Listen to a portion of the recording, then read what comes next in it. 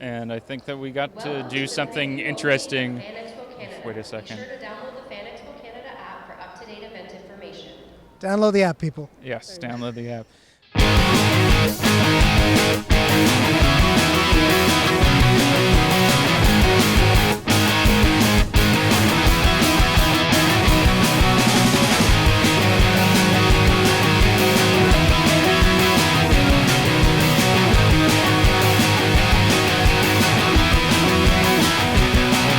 Alrighty, so we are here back again in Artist Alley of Fan Expo Canada 2025, and I'm here with an amazing writer who we had on the show a couple of years back and had differing opinions on the Flash movie.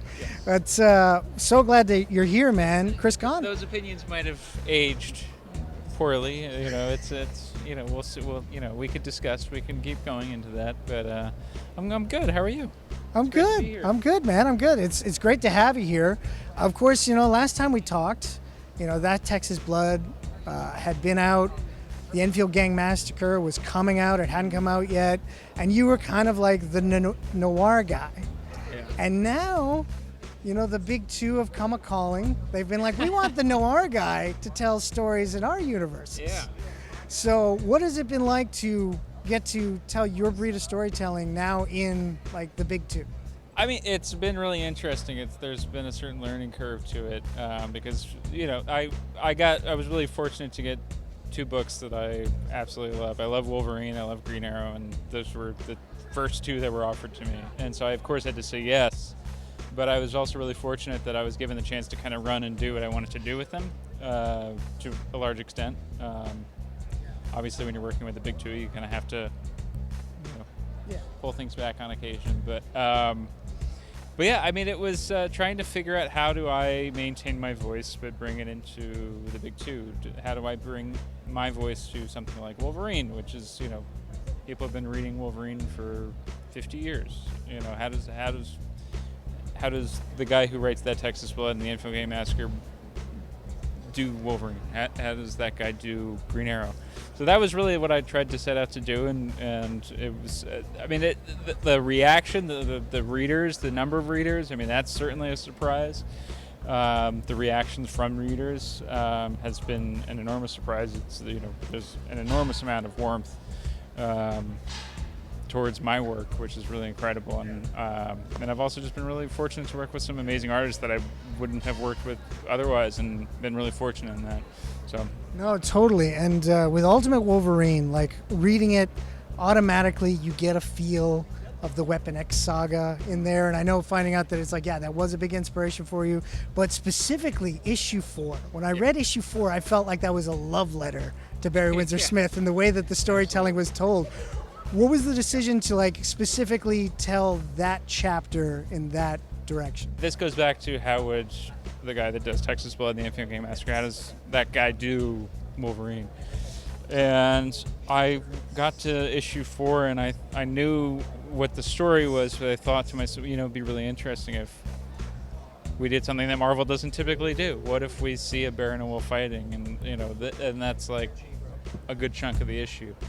And I knew it was ballsy, and it's certainly been divisive, but I knew it was ballsy, and I first brought it up to my girlfriend, and I said, I'm thinking about doing this, and she said, you're going to piss a lot of people off, and I said, probably, but I think it's really cool, and I think it's really different. And then I called a friend of mine, Chris Cantwell, and asked and told him my idea and how I wanted to handle it, and he said, you just got to do it. And I'm glad I did, because it's one of my favorite issues that I've done. I think it's some of Alessandro's best work. But yeah, I think it allowed us to do something really interesting within the Marvel ecosystem that you don't typically see, because there is a house style. There's certainly, they allow people to break it from time to time. Treadmore, for example. The Grand Design books is another example.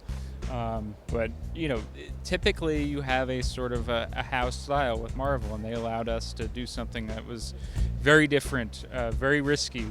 And I really have to, thank my fantastic editor, Will Moss, for really championing that issue in particular, and felt really strongly the way that I did that it was was a really strong piece from both Alessandro, from the entire team, not just Alessandro and myself, but the entire team. Brian Valenza on colors and Corey Petit on letters, and it was really just, I mean, it was a love letter certainly to Weapon X, which is one of my all-time favorite books. I think it's one of the best comic books of all time.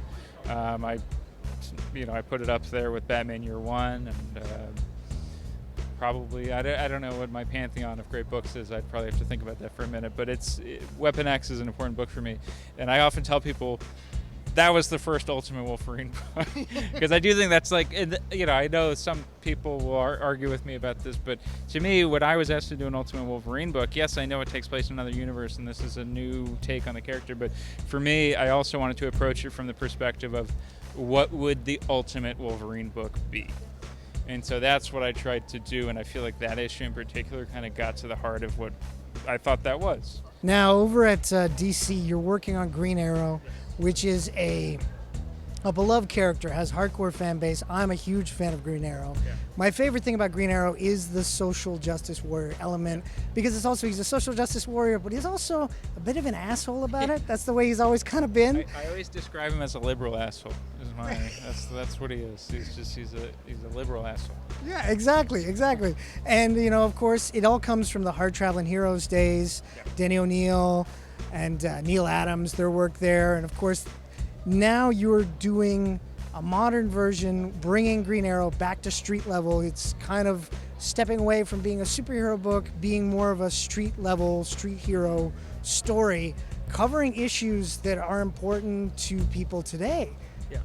And with that, was that something, the desire that you really wanted to, like, well, it's Green Arrow, he's the message guy, I want to bring a specific message to the book? Well, I think that's something that we were doing in that Texas Blood specifically, and in the Enfield Gang Massacre, and I mean, it's something that I brought to a certain extent in something like News and the Fallout as well, my new Image comic series. But yeah, Green Arrow is a character who has one foot in reality, and I think that's something that's really interesting about him, and I think honestly, that's where he became a really interesting character. I mean, he was great, when Kirby was doing it and George Papp was doing it. That stuff's great and wonderful and like so, vibrant and fun and the Silver Age, Golden Age era books are amazing. But when he became an interesting character, when he was really given a soul, was in Hard Traveling Heroes. Neil Adams and Denny O'Neil really, giving him something to care about, something to fight for. And that, it was sort of laid in with Bob Haney doing his bit with Neil Adams, where they redesigned it in Brave and the Bold, but it really came to fruition with Denny O'Neil. And so that was a formative book for me. So I've been really fortunate to the two books that have been formative for me. I've been able to kind of riff on immediately out the gate. But the stuff that we're talking about in these comics, I mean, these are things that I care about. It's not just me looking at the headlines and going, "Let me do this today." Yeah. I've wanted to tell the story of Love Canal. I'm not sure if you're familiar with the story, but there was an environmental disaster in Niagara in upstate New York. And I wanted to tell that story for a very long time. And I was able to do a version of that story in Green Arrow with Freshwater Kills. And I just got an email yesterday from somebody who just said that they were really touched that we were handling it with, we weren't exploited. It meant a lot to hear that, because, it's a risk doing something like this in the Big Two, where you have, an enormous amount of readers, whereas with Texas Blood, it's like we have a core group.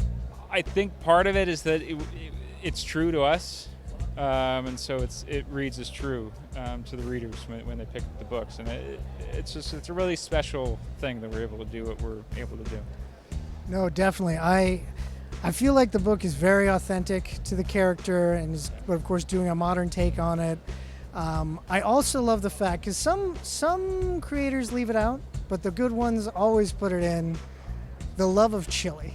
That it is in there. If you love Green Arrow, you gotta love his love of chili. That's one of those things. If you neglect that, I don't know. It's a really important part of the character, and it's fun. And it's like a fun little character quirk, And especially if you're doing this really dark book that's dealing with social issues. it's kind of fun to have something like that where it's like, what's his vice? He's got a great chili recipe. It's like, it's fun. But yeah, I love that aspect of Ollie. I just think he's a great character. I really love writing him. And I love pulling things like that from, to a certain extent in Freshwater Kills we pulled from the Mike Barr run as well. So I love going into the history of these characters and using stuff that people have done before, because even if we're doing something that is more street level grounded, and is a little more hard hitting than some of the other superhero fare that's out there, we could still have some fun with the history of the characters and diving back into how other creators treated the characters, and that's the best part about the job for me.